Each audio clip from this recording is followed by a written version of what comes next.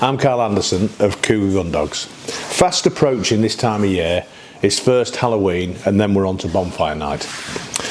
And both these nights are tradition and we want to keep them up, but they're both totally different. So Halloween, you've got people coming to the door and maybe in small groups or large crowds. And it's a different reaction to the dogs. So you might not see anyone all week and all of a sudden there's a barrage of people come to the door. And how will the dogs react? Now some dogs will react by barking and some dogs will want to go out and see, and I suppose for some people it'll be an absolute bloody nightmare and they'll switch the light off. But rather than do that, I think the easy way to round it is to find a way round the problem. So if we know people are going to come to the door and we'll look at Halloween first, the easy way you can put some treats outside and not be a martyr for the children to come and get. Otherwise you can put a dog in another room with a little bit of music on for when people come to the door. I mean, generally it starts very early and it's finished, you know, not too late. I wouldn't have thought. I don't know about the big cities, but out here, we don't get many people. We are isolated. But even in the villages around here, I would say it's finished 8 o'clock time. But again, it can be a stressful time for the dogs, all this banging, the doorbell going, the noise, the screams, the shouts, and one thing and another. So again, what I would do in that scenario, and we've lived in busier areas before, is I just lock the kennels down early, or the dogs what are in the house, we just put them in a different room, put a little bit of noise on a telly, a radio. Generally, if I put a radio on, it's something like Radio 4 where there's lots of talking, and just settle the dogs down. I tend not to keep going in and fussing the dogs all the time. I tend just to leave them alone. If there was barking and making lots of noise, they soon settle, and even neighbours understand it on such things. But that's Halloween. Halloween's the easy one. When we move to Bonfire Night's a real tricky thing. And we can turn around and say, well, I've got a gun dog and it's used to bangs, and yes it is. But really, when we're looking at fireworks, it's not bangs, it's booms, it's sparkles, it's crackles. What fears the dogs more than anything else, and all wild animals, Edward, sit, all wild animals, is the smoke.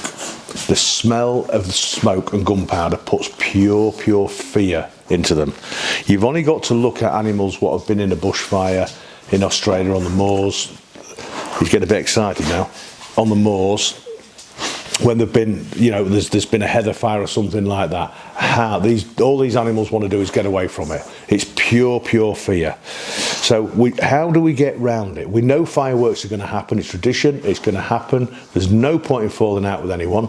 What we're going to do, again, we can kind of bring the dogs in out the kennels if they sleep outside. We can again use a spare room in the kitchen, leave the lights on, put some music on, put a telly on, put Radio 4 on, whatever you want. Shut the windows. It's the smell. The smell will put fear into these poor little dogs, and we have to be realistic. We can't put them through that. I would never walk my dogs. What we will do on Bonfire Night, even here and when we're fairly isolated, is we will lock down early. So we will probably lock down for 4 o'clock. We'll put provisions in place. So all the dogs have been out, they've been fed, and we'll have provisions in place. And we may or may not open the kennels later on. I'd rather leave them till the morning if they're settled than go and disturb them, because fireworks will go on into the night and probably into the early hours. So all we can really do is take provisions of how to prevent them. Shut the windows, settle down early, get the dogs fed. Now, dogs are gonna want to go out to the toilet if you live in a town, in a city, in a flat, wherever. Dogs are gonna have to go to the toilet. So it's down to you to pick the moments. Now, if you look at it logically, we can go to bed on a night time and get up at 8 o'clock in the morning, and generally the dog's dry if it's house trained. If it's not house trained, then you've got a little bit of a different matter. You might have to put puppy pads down or something else. Now Edward's going to end up on my knee in a minute. Sit. He's just got himself so excited. Put puppy pads down. or you know, we've got to do something. Whatever you do, do not let a puppy run out in the garden chasing fireworks. You're gonna cause it some problems all the way along.